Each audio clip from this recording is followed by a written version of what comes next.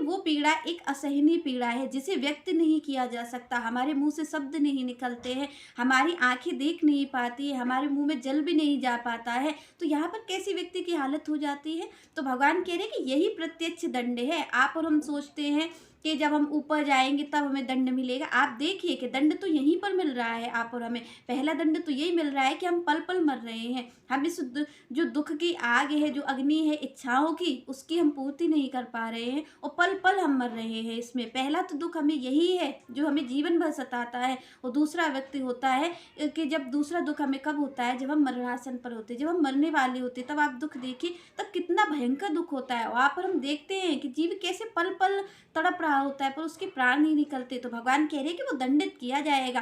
तो लास्ट में तो वो दंडित आप और हम सबको दंडित किया जाएगा, क्योंकि हम देख रहे हैं कि पहला दंड तो हमें यही मिल रहा है कि हम चोरी कर रहे हैं, इसी वजह से हम दुःख पा रहे हैं, इसीलिए हम सुखी नहीं हो पा रहे। इस बात को श्री कृष्ण कह रहे हैं। वो कह रहे हैं कि आखिरी में जिस दिन वो पकड़ा गया मतलब जब हमारा इस शरीर को छोड़ने का समय होगा, जब हमें ऊपर जाने का समय होगा, तो भगवान कह रहे उस समय जब पकड़ा गया तो उसे दंडित किया जाएगा। तो आप और हमें बहुत जो पीड़ा होती है ना जाते वक्त, वो इसी का दंड है जो कि हम अपने दायित्व को नहीं निभा पाते हैं, जो हम अपने दायित्व को पूरा नहीं करते हैं। तो श्री कृष्ण कहते हैं कि ऐसा व्यक्ति तो चोर है और चोर कभी सुखी नहीं रह सकता है, और जिस दिन चोर को पकड़ा जाएगा उस दिन उसे दंडित किया जाएगा। तो यहाँ पर श्री कृष्ण कह रहे हैं।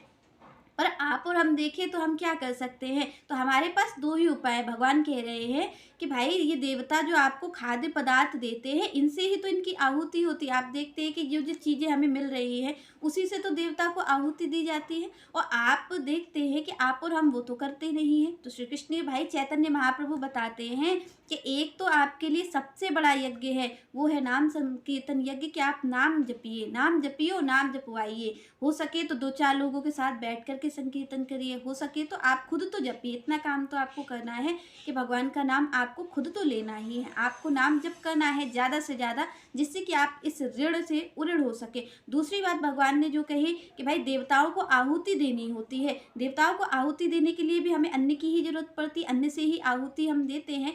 जो पदार्थ है उसी से हम आहुति देते हैं। आप देखते हैं कि कुछ पदार्थ से ही आहुति दी जाती है यज्ञ में। तो भगवान कह रहे हैं कि भाई आप अगर आहुति नहीं दोगे, उस पदार्थ को देवताओं को नहीं दोगे जिनकी वजह से आप पा रहे हो, तो आप चोर होगे। तो यहाँ पर दूसरा मार्ग चैतन्य महाप्रभु ये बताते हैं कि भाई आप और हम ये जो पदार्थ है, देखिए एक चीज़ तो पक्की है कि इन देवताओं के भी ऊपर एक स्वामी है जो कि हैं श्री कृष्ण। श्री कृष्ण इन देवताओं को नियंत्रित रखते हैं कि आपको इस कार्य को करना है, मनुष्य आपके लिए करेगा, आप इनके लिए करना। पर यहाँ पर सबके भोक्ता कौन है? एक श्री कृष्ण ही है, एक नारायण ही है जो सारी चीज़ों को अपने नियंत्रित में रखते हैं, सारी चीज़ों को अपने हिसाब से कराते हैं। तो यहाँ पर चैतन्य महाप्रभु कहते हैं कि भाई आप देवताओं को अन्य आप 5 महायज्ञ तो नहीं कर सकते, आप और हम 5 महायज्ञ तो नहीं कर सकते, और हमें पदार्थों को तो देवताओं को देना ही देना है। तो फिर हम क्या करें? क्या युक्ति है? एक तो हम नाम जप करेंगे, उससे तो वो तो सबसे बड़ा संकीर्तन यज्ञ है जो कि उससे तो हम पार पा ही लेंगे।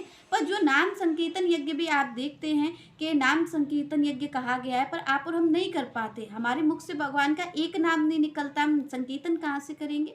हम यज्ञ की आहुति कहाँ से दे पाएंगे? तो हमारे मुख से तो नाम नहीं निकल पाता है, और दूसरी ओर ये पदार्थ भी देने, उनकी आहुति देनी होती है। तो चैतन्य महाप्रभु यहाँ कहते हैं कि भाई सबके भोक्ता कौन है? सबके भोक्ता केवल श्री कृष्ण हैं। तो आपको ये जो आहुति देनी है, ये जो पदार्थ है, इसे बना करके आप भगवान के समक्ष रख दीजिए, श्री कृष्ण के समक्ष रख दीजिए। जैसे ही आप उनको, जो भी आपके पदार्थ हैं, जो भी खाने की चीज़ें हैं, आप उन्हें बना करके जब आप उन्हें समर्पित करेंगे तो देवताओं तक पहुंच ही जाएगा। श्री कृष्ण को आपने जैसे ही कोई भोजन अर्पित किया, देखिए यहाँ पर पदार्थ देने की बात हो रही कि भाई अन्न हमें इंद्रदेव से मिलता है, इंद्रदेव सबके राजा है। जल की बारिश होती है, जब बारिश होती है तब हमारा अन्न उपजता है, जब धूप निकलती है, तो यहाँ पर हमारा देवताओं पर ऋण है।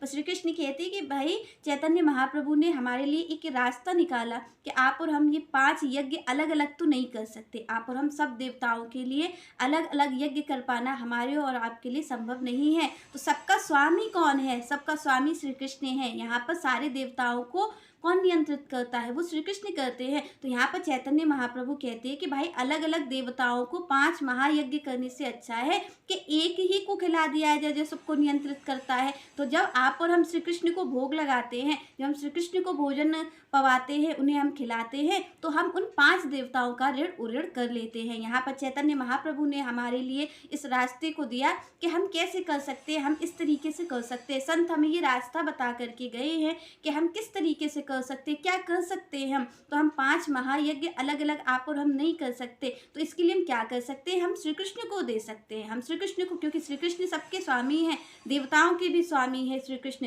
तो हम देवताओं के लिए अलग-अलग नहीं कर सकते, तो हम सीधे-सीधे श्री कृष्ण को खिलाते हैं। जो भी हमारे पास भोजन है, वो भोजन हम श्री कृष्ण को अर्पित जब करते हैं, तो हम सारे देवताओं के ऋण से उऋण हो जाते हैं। जो यज्ञ हमें यज्ञ करना चाहिए, वो जब हम भगवान को अर्पित करते हैं, भोजन हम श्री कृष्ण को भोजन अर्पित करते हैं, जब श्री कृष्ण को हम खिलाते हैं, तो यहाँ पर हमारे जो भगवान जो अलग-अलग हमें 5 यज्ञ करने चाहिए, वो यज्ञ का जो फल है, जो हम पर ऋण है, उससे हम उऋण हो जाते हैं। जब हम भगवान को देखिए, तो यहाँ पर आप और हम ये कहें कि हम एक दिन खिला देते हैं, तो क्या आप और हम धूप एक दिन ले रहे हैं, आप और हम जल एक दिन ले रहे हैं? ऐसा तो नहीं होता। आप और हम तो जब से पृथ्वी पर आए हैं, तब से हम ये सेवा ले ही रहे हैं, और जब हम प्रत्येक दिन सेवा ले रहे हैं, तो हमारा फर्ज बनता है कि हम प्रत्येक दिन सेवा करें भी।